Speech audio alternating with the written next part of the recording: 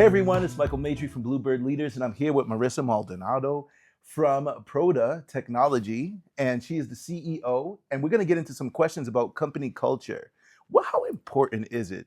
It's everything. What? It's everything. Come on, let's talk It about is it. everything. Especially for a startup, right? Oh, well, when we started Proda about 14 years ago, my brother and I in his basement, Yeah. and we were having fun, right? And integrating, like, what does that mean? Because if we're having fun, then we're going to be doing a great job and we're going to engage. We're a service company, right? You're going to Yeah. engage with the client.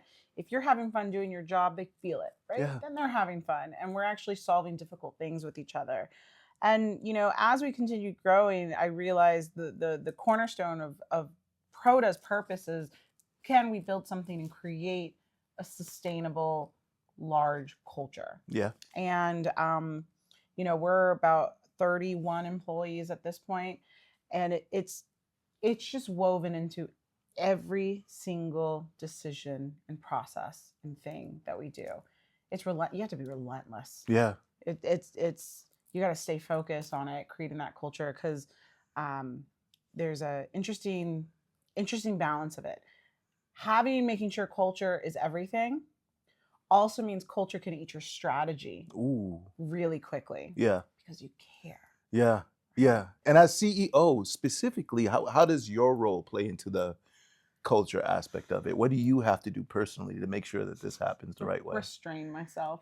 No, but seriously, it's tough because there's a balance. There's just so much dichotomy around this, right? There's a balance of, like, being dominant and aggressive to get it done. Yeah. Get it done the way they want to see it. Absolutely.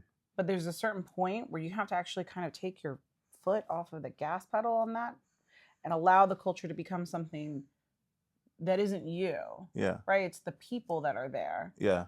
But how do you influence the people in order to create the culture in a design that you want it to be? Right. You just have to be relentless. Yeah. If you want to do it, you can't keep your eye off of it. Right. And sometimes I understand now why large companies let it go. Yeah. Not that I say I'm going to, but it's hard.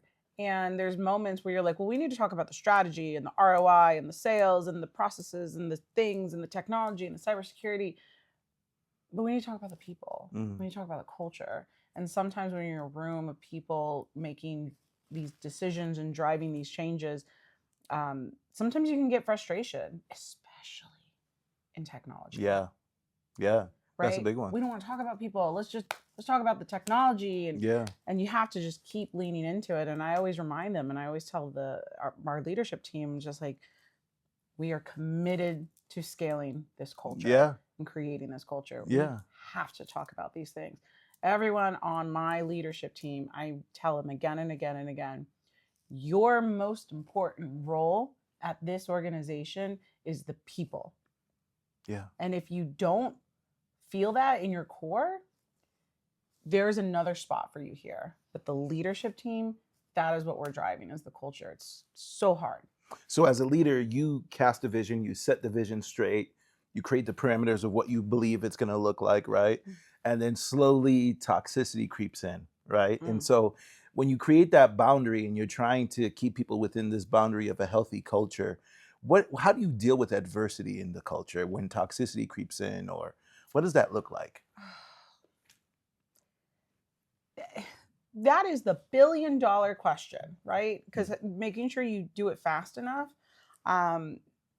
confidently. There is this. So love Kim Scott's book Radical Candor. Yeah.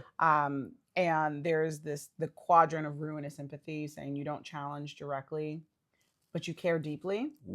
Right? And if you don't challenge directly and do it fast, that's where the toxic, I call it subculture, can start to create.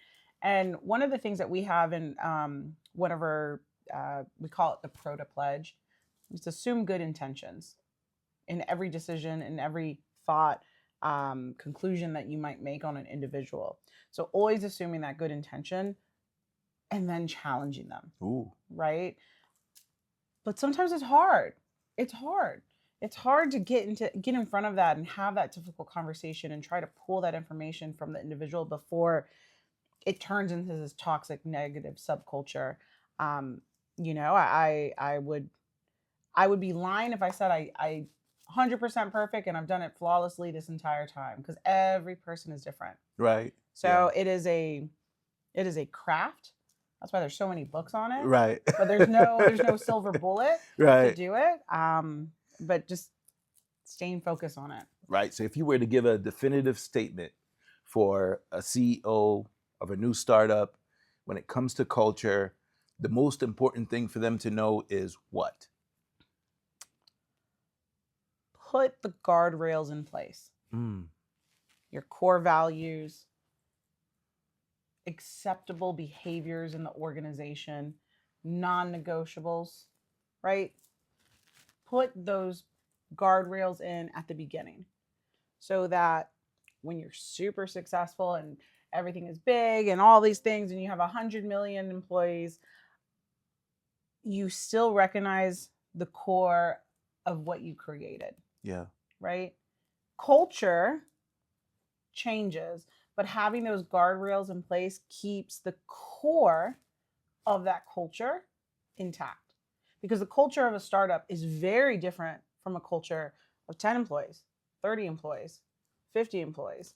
Yeah. And that's the thing, like don't get scared when you feel the shift of the culture.